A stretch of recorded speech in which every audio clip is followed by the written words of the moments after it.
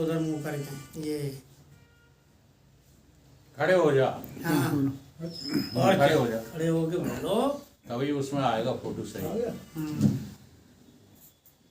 हाँ महाराज जी, ये बताया कि 2 दिशाओं की यात्रा एक साथ, तो ये बीज जो है नीचे भी जाता है और जड़, और ऊपर की ओर आकाश की ओर बढ़ता है, तो इसका मैं क्लियर करके समझा है।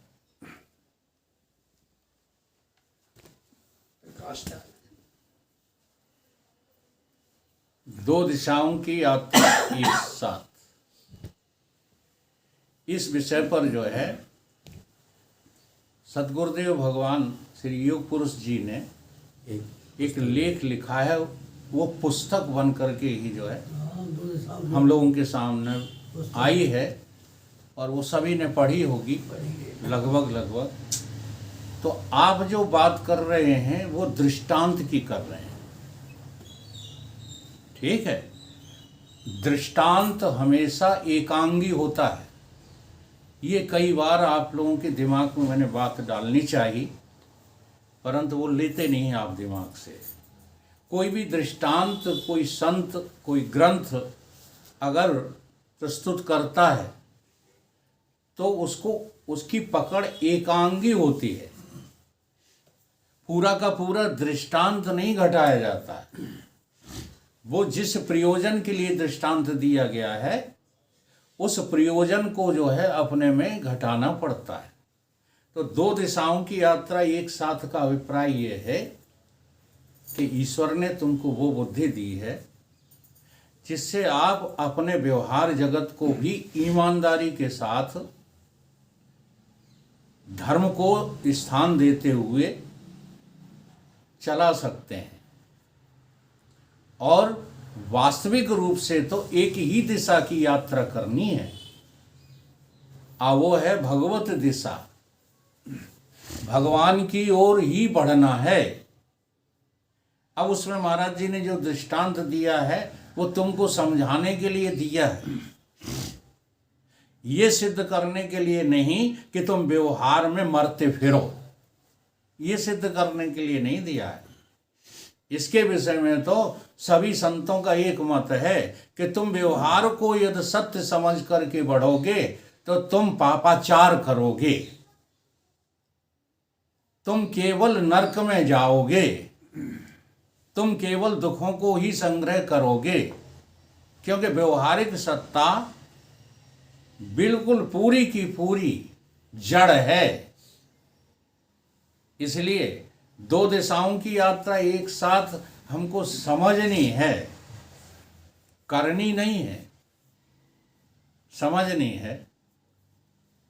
तो व्यवहार करते हुए परमात्मा की प्राप्ति, 2 दिशाओं की यात्रा एक साथ, इस विषय का जो फल है वो क्या है?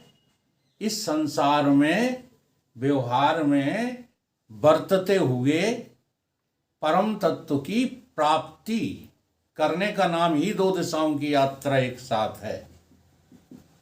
बल्कि 2 दिशाओं की यात्रा का जो तुमने अभिप्राय लगाया है वो नहीं है कि परमात्मा भी प्राप्त कर लो और संसार भी प्राप्त कर लो। इस अर्थ में 2 दिशाओं की यात्रा एक साथ नहीं है। तुम्हें ईश्वर ने 2 चीजें दी हैं। ये दिखता नहीं है कि आपके पास 2 चीजें हैं, इसीलिए तो आप मनुष्य हो। बाकी किसी भी 84 लाख योनि के किसी भी प्राणी को ये चीज दिखती नहीं है, समझ में ही नहीं आती। कुछ प्राणियों को इतना जरूर समझ में आता है कि हम हैं, इसके अलावा और कुछ समझ में नहीं आता। ये मनुष्य ही है जो निर्णय कर सकता है कि मैं कौन हूं। ये बुद्धि केवल मनुष्य के पास है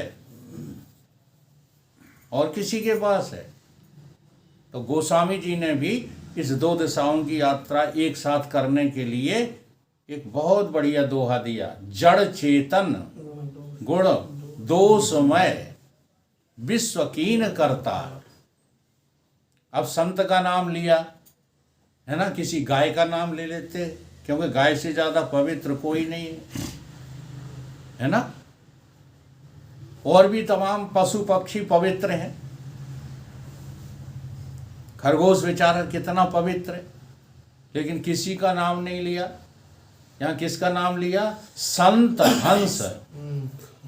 अब यहाँ भी एक जो है दृष्टांत दे दिया, किसका? हंस का। वो इसीलिए दे दिया कि हंस में ये क्षमता होती है कि वो दो वस्तुओं को पृथक पृथक कर लेता है और उसमें से सार वस्तु को ग्रहण करता है, असार को छूता तक नहीं है। इसलिए हंस का दृष्टांत दिया। लेकिन हंस जो है परमात्मा को प्राप्त नहीं कर सकता। कौन? हंस पक्षी। हंस पक्षी परम तत्व आत्मा के ज्ञान को कभी भी ग्रहण नहीं कर सकता। उसको तो संत, संत माने क्या है? अच्छा, संत जब भी होगा तब मनुष्य ही होगा, सतगुरु जब भी होगा तब मनुष्य ही होगा। जब भगवान भी इस जो है परम पवित्र ज्ञान को देने के लिए आतुर हुए तो उन्हें भी किसका रूप धारण करना पड़ा? मनुष्य का। जैसे भगवान कृष्ण मनुष्य हैं कि जो है और कुछ हैं। लोग बाग गीता का विरोध करते हैं, गीता का विरोध करते करके कहते हैं कि गीता बोलने वाला तो एक मनुष्य था, और मनुष्य जो है कभी इतनी ऊंची बात नहीं बोल सकता, इसलिए हम गीता को मानते नहीं। अच्छा, वो मनुष्य ही मनुष्य थे कि पर ब्रह्म परमात्मा भी हैं? अब जरा इसका रहस्य तो समझो। जो परम तत्व, जिसे हम ब्रह्म तत्व कहते हैं, आत्म तत्व कहते हैं, परमात्म तत्व कहते हैं, भगवान कहते हैं, ईश्वर कहते हैं, उस परम तत्व का सम्यक बोध जिस व्यक्ति के हृदय में उतर आता है और उस उतरे हुए तत्वबोध को जो अपनी वाणी से उच्चारण करता है, उसका नाम सतगुरु है। चाहे जैसी बातें कर लेने का नाम सतगुरु नहीं है। तो भगवान कृष्ण कौन है? कौन है भगवान कृष्ण? देवकी परमानंदम कृष्णम वंदे जगत गुरु है। जी हाँ। तो सतगुरु भी क्या होता है? जगत गुरु होता है। इसलिए संत नाम दिया। संत मनुष्य होता है और मनुष्य होने के साथ साथ वो साक्षात परमपिता परमात्मा का स्वरूप होता है। इसलिए कहा संत दरस जिम पातक टरहि। तुम हम संत का दर्शन करते हैं? व्यक्तियों का दर्शन करते हो कि संत का? जी हाँ, बहुत गहरा विषय है। संत को व्यक्ति से ज्यादा हम लोग नहीं समझ पाते, इसलिए तो केवल स्वार्थ भावना से उनकी चरण डलवाते फिरते हैं। क्या संत को तुमने परमात्मा देखा? अभी भी देख पा रहे हो? संत परमात्मा के अतिरिक्त और कुछ होता ही नहीं है। इसलिए जो है यहाँ पर गोस्वामी जी ने भी कहा है, जड़ चेतन ये दो भाग हैं, सबके पास हैं। आपके पास जड़ नहीं है और चेतन भी है। तो आप जो है क्या करो? दो दिशाओं की यात्रा एक साथ करो, जड़ जड़ का त्याग करो। है यही व्याख्या। सतगुरु युग पुरुष जी ने भी यही व्याख्या उस किताब में लिखी है। लेकिन तुम किताब पढ़ते हो तो केवल मनोमुखी होकर पढ़ते हो। इसलिए महान पुरुषों की वाणी भी तुमको अपने पक्ष में लगती है। ये मैं बहुत गहरी बात बता रहा हूं, जबकि वो तुम्हारे विरोध में बोले चले जा रहे हैं और तुमको लगता हमारे पक्ष में बोल रहे हैं। जब वो कहते हैं कि व्यवहार करो तो कैसा करो, धर्म से करो, धर्म के लिए करो, धर्म की स्थापना हो जाए इसलिए व्यवहार करो। कि ये कह रहे हैं कि चाहे जैसा व्यवहार करो। और अगर तुमने इस उद्देश्य से किया व्यवहार, धर्म के उद्देश्य से, धर्म की स्थापना से। एक हमारे वकील साहब हैं जालौन में, आजकल वो अपने ज़्यादा इसमें डाल रहे हैं, वो पर्सनली डालते हैं, उनके पास शायद अखंड परम धाम का चैनल है नहीं, तो हमारे में आते हैं। तो वो ये 2 श्लोक हर स्टेज पे बोलते हैं, यदा यदा हि धर्मस्य ग्लानिर्भवति भारता अविद्यानां धर्मस्य तदात्मानां सृजामहे। ये साधारण श्लोक नहीं है, पर त्राणानां साधूनां विनाशाय च दुष्कृतम धर्म संस्थापनाय अर्थ संभवामि युगे युगे। अब इसमें क्या कहा जा रहा है? इसमें ये कहा जा रहा है प्रत्येक व्यक्ति धर्म की स्थापना करे। तुम व्यवहार में क्या कर रहे हो? अधर्म की स्थापना कर रहे हो कि धर्म की? अब देख लो, तुम 2 दिशाओं की यात्रा एक साथ कर कैसे सकते हो? तुमको 2 दिशाओं की यात्रा एक साथ, विषय ही समझ में नहीं आ रहा है। केवल दृष्टांत को जो है छाती से लगा लेते हो कि उधर नीचे जड़ बढ़ती है, ऊपर पेड़ बढ़ता है, ये दृष्टांत दिया है। ठीक है, तो पेड़ ही पेड़ बढ़ाते रहते हो और जड़ का तो तुम्हें कुछ पता ही। बताओ संसार की जड़ क्या है? ये गीता का विषय है। अश्वत्थ वृक्ष का जब वर्णन किया है भगवान ने, तो भगवान ने तो श्लोक कह करके छोड़ दिया है। अब उस पर विचार तो तुम्हें करना है। बताओ जड़ क्या है? इस ब्रह्मांड की जड़ क्या है?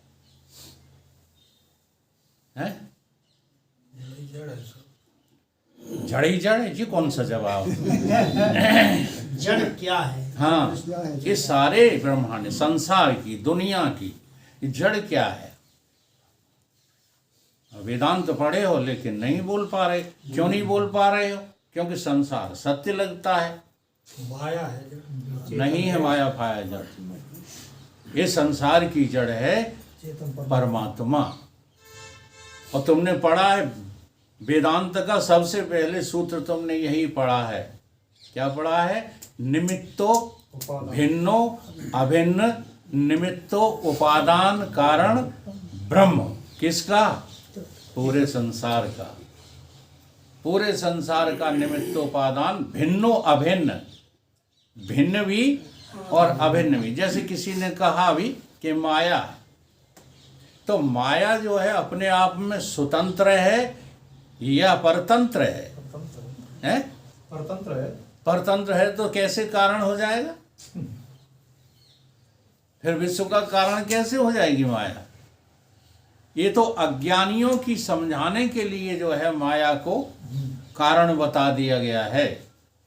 नहीं तो यहाँ जो कुछ भी है सबका हेतु ब्रह्म ही है। ओम सच्चिदानंद रूपाय विश्वोत्पत्ति आदि हेतुवे तापत्रय विनाशाय श्री कृष्णाय वयम नमः। वो श्री कृष्ण सच्चिदानंद स्वरूप ब्रह्म ही है। और तुमको, हम तो आदमी हैं। ब्रह्म ही है। आदमी हैं हम। कहते हैं आदम को खुदा मत कहो, आदम खुदा नहीं। तो साथ में और जोड़ दी लाइन उन्होंने, लेकिन खुदा के नूर से आदम जुदा नहीं। तो 2 चीजें आपके पास हैं। अब दोनों दिशाओं की यात्रा का अर्थ यही है कि तुम परमात्मा को पाने की पात्रता के लिए व्यवहार करो। वो पात्रता आपके अंदर आ जाए, ऐसे व्यवहार करो कि हम उस परमात्मा को सतगुरुओं से, सतशास्त्रों से जानने की क्षमता रखें। ऐसे व्यवहार करो। इसलिए वो दिशा पकड़नी है व्यवहार की। व्यवहार की दिशा इसलिए नहीं दिशा इसलिए नहीं पकड़नी है कि हम बर्बाद हो जाएं, हैं? अभी तक बर्बाद होते रहे हो इसलिए व्यवहार किया है कि आबाद होने के लिए व्यवहार किया, जबकि हर जो है व्यवहार का एक एक कदम परमार्थ के लिए है। परंतु हम कभी सतगुरुओं की संगत में रहे नहीं, इसलिए अनभिज्ञता के कारण हम उसी व्यवहार में पापाचार में फंसे रहे। अब सबसे बढ़िया जो है इधर बढ़ने का, किधर, जिस दिशा की बात की है हमारे गुरुदेव भगवान ने, उस दिशा में बढ़ने के लिए जो तुम्हें प्रायश्चित करना है वो यही करना है कि व्यवहार टोटली असत्य है। अगर ये प्रायश्चित नहीं कर पा रहे हो तो अभी आपने साधना प्रारंभ ही नहीं की है। ब्रह्म सत्यम जगत मिथ्या का अर्थ क्या है? कहते रहो ब्रह्म सत्यम जगत मिथ्या, ब्रह्म सत्यम जगत मिथ्या, कहते रहो, ज्ञानी हो गए हैं। हर क्षण हर पल ये अनुभव करके देखो, उसमें तुम अपने जो है तर्क न लगाओ। देखो, बुरा नहीं मानना, हम लोग अपने तर्क लगाते रहते हैं और उन अपने तर्कों के कारण से ही हमें कोई भी जो है उधर की यात्रा करने वाला नजर नहीं आता। क्यों नजर नहीं आता है? अच्छा, जैसे हम कहें कि मैं के अलावा यहाँ और कुछ है ही नहीं, तो तुम तर्क क्या लगाओगे? हैं? ऐसे ही मैं के जानने वाले हैं तो आज रोटी मत खाना, ये तर्क लगाओगे। ऐसे ही जानने वाले हो तो आज सोना मत, ऐसे ही जानने वाले हो तो अमुक अमुक कार्य मत करना। बस इन्हीं कुतर्कों के कारण से हम असली व्यक्ति को पहचान नहीं पाते, इन्हीं कुतर्कों के कारण। अब दूसरा शब्द आता है जो तुम्हारे नए सन्यासी कहेंगे आकर के, दूसरा शब्द कि जो ब्रह्म को जान गया वो कुछ भी कर सकता है। हाँ, ये दूसरा तर्क है। अब ब्रह्म तो जाना नहीं है, केवल ब्रह्म ब्रह्म की बात सुनी है और पापाचार में लग गए, तो वो भी दृष्टि जो है गलत है। तो मेरे कहने का यहाँ प्राय इतना ही है कि आपके पास दोनों दिशाएं हैं, आप दोनों दिशाओं में से दोनों को सम्यक समझ करके और केवल उसी दिशा की ओर बढ़िए जिस दिशा में मेरा प्रभु मेरा इंतजार कर रहा है। संसार की दिशा बढ़ने के लिए नहीं है, संसार की दिशा तो त्याग करने के लिए है। जो संसार की जो है व्यवहारिकता का त्याग करता है और परमात्म तत्व की दिशा को पकड़ता है, वही सच्चे अर्थों में दो दिशाओं की यात्रा एक साथ करता है। ये है इस पुस्तक का सार।